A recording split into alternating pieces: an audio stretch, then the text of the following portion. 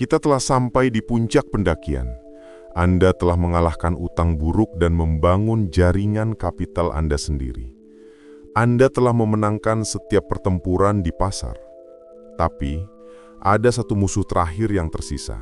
Satu pertanyaan yang menghantui setiap orang sukses. Kapan saya tahu saya sudah menang? Pilar pertama, formula keamanan radikal. Ini adalah jebakan terakhir, sindrom 1 tahun lagi. Anda sudah mencapai angka finansial, namun ego Anda berbisik. 1 tahun lagi saja, biar lebih aman. Itu adalah penyakit yang membuat Anda mengkhianati seluruh perjuangan Anda untuk waktu.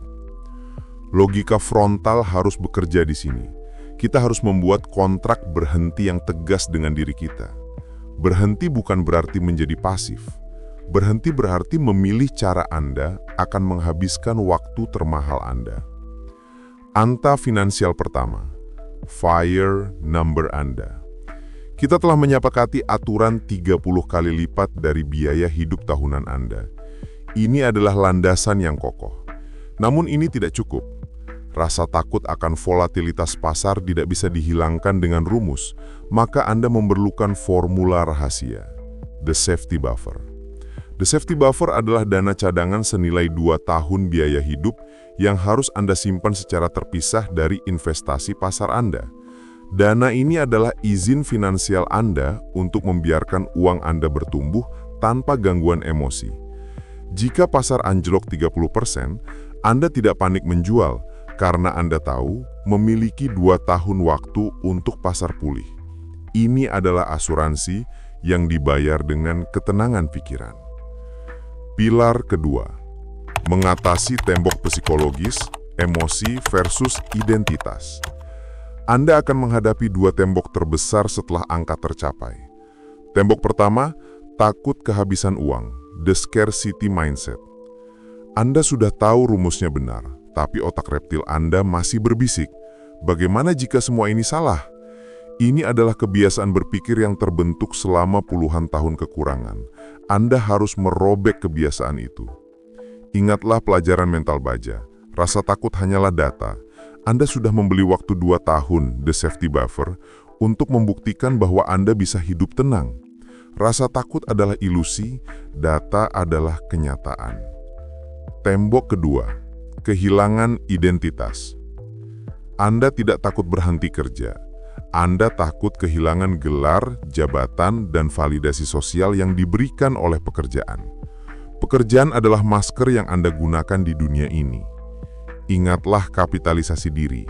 Nilai Anda tidak berasal dari kartu nama. Nilai Anda berasal dari keterampilan yang Anda bawa ke pasar. Berhenti bukanlah akhir. Berhenti adalah izin untuk memulai pekerjaan yang benar-benar bernilai. Pekerjaan yang Anda ciptakan sendiri, bukan pekerjaan yang dibayar per jam. Pilar ketiga, tes praktis final dan pengkhianatan waktu. Maka sebelum Anda resign, lakukan tes pensiun praktis.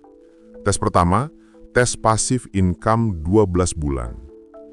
Jangan hanya memprediksi pendapatan pasif, uji coba selama 1 tahun penuh.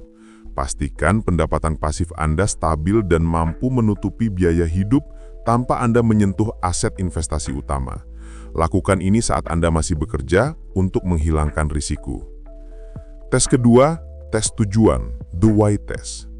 Jika Anda berhenti bekerja besok, apa yang akan Anda lakukan? Jawaban bersantai atau liburan adalah jawaban yang salah. Anda harus memiliki proyek besar, passion atau purpose yang akan Anda kerjakan. Proyek ini harus begitu menarik sehingga Anda akan melakukannya bahkan jika Anda tidak dibayar. Tes ketiga, tes pengkhianatan waktu. Tanya diri Anda, apakah saya mau menukar 1 tahun lagi dari hidup saya untuk uang?